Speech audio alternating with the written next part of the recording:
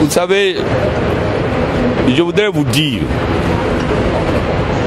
en tant que frère et sœur et mère,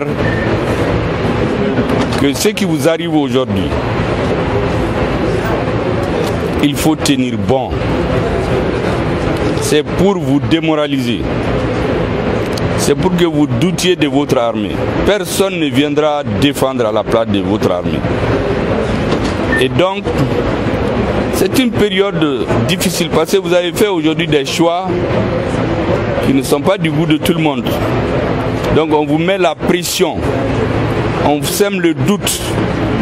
Et c'est en ce moment que je crois, comme tous les grands peuples, le peuple burkinabé doit être debout comme un, soutenir son armée, parce que c'est l'armée l'instrument principal de décision politique dans les mains du président du Faso.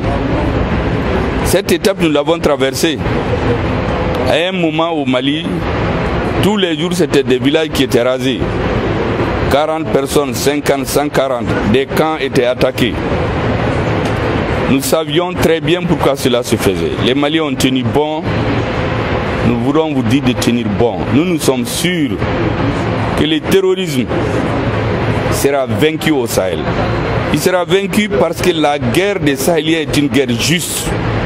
Elle ne peut pas ne pas réussir. Nous perdons des étapes,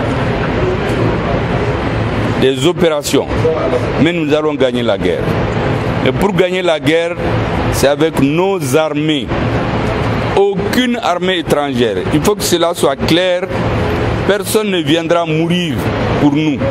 C'est les Africains qui doivent défendre. Mais pour qu'ils défendent, il faut qu'ils soient sûrs que leur peuple est avec eux, qu'ils ne mourront jamais pour rien, que les soldats qui tombent, leurs enfants, leurs familles, le peuple ne va jamais les oublier.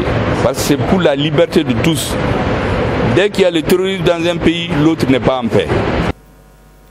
Nos deux pays sont ensemble, au coude à coude, face à l'hydre terroriste, alimenté par des entrepreneurs de violence et leurs sponsors étrangers étatiques. Nos forces armées et de sécurité doivent être la colonne vertébrale de nos nations.